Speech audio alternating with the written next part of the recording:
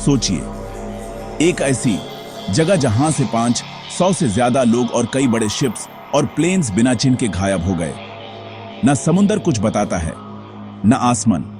यह कोई कहानी नहीं, यह है बर्म्यूडा ट्रायंगल का सच। नमस्कार दोस्तों, आप देख रहे हैं नॉलेज इन्फिनिट, जहां हर ज्ञान होता है अनोखा।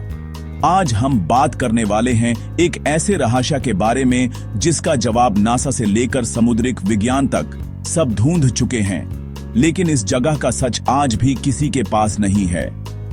ये है बर्म्यूडा ट्रायंगल। तो चलिए शुरू करते हैं इस सफर को ज्ञान, विज्ञान और कहानियों के बीच। बर्म्यूडा ट्रायंगल अटलांटिक ओशन के बीच स्थित है। इसका शेप एक ट्रायंगल जैसा है, जिसका हर कोना अलग जगह पर है। Miami, Florida, USA, Bermuda island और पुर्टो रिको, इन तीनों जगहों को मिलाकर जो ट्रायंगल बनता है वही है ये मिस्टीरियस एरिया। इसका टोटल एरिया है लगभग 5 लाख स्क्वायर माइल, भारत से भी बड़ा।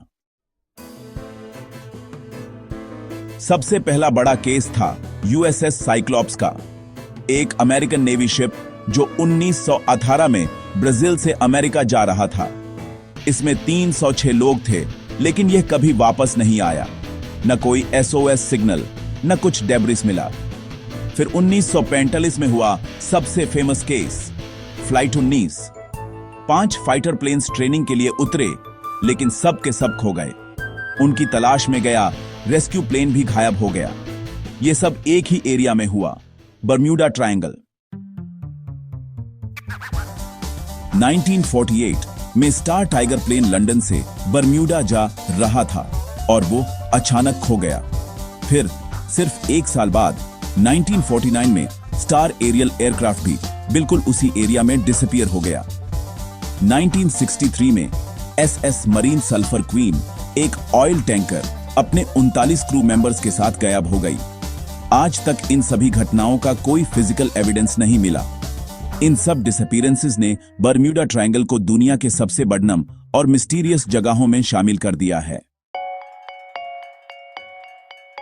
लेकिन अब सवाल यह है कि विज्ञान क्या कहता है। देखिए, बर्म्यूडा ट्रायंगल के लिए कुछ नेचुरल एक्सप्लेनेशंस भी दिए गए हैं। सबसे पहला है मेथाने गैस हाइड्रेट्स।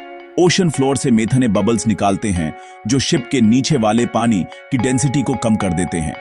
इस वजह से शिप बिना किसी सिग्नल के तुरंत डूब सकता है।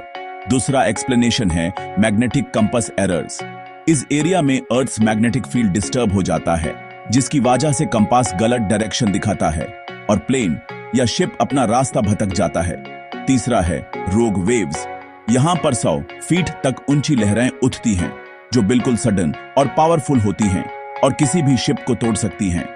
और चौथा एक्सप्लेनेशन है गल्फ स्ट्रीम करंट। यह एक extremely fast moving ocean current है, जो किसी भी ऑब्जेक्ट को बहुत दूर ले जा सकती है, जिसकी वजह से एविडेंस मिलना मुश्किल हो जाता है। इस रीजन में वेदर भी काफी अनप्रेडिक्टेबल है। कभी एक मिनट में सनी स्काई होता है तो अगले ही मिनट स्टॉर्म आ जाता है। आज के जमाने में भी कई लोग जीपीएस और रेडर जम होने की बातें करते हैं। यह एरिया इतना वास्ट है कि सैटेलाइट मॉनिटरिंग भी काफी मुश्किल हो जाती है, लेकिन नासा और यूएस नेवी के पास भी अब तक कोई स्ट्रॉन्ग प्रूफ नहीं है। जहां साइंस रुकता है, वहां इमेजिनेशन शुरू होती है। बर्म्यूडा ट्रायंगल को लेकर कई सुपरनैचुरल थियरीज भी फेमस हैं। सबसे पहली एलियन अबडक्शन।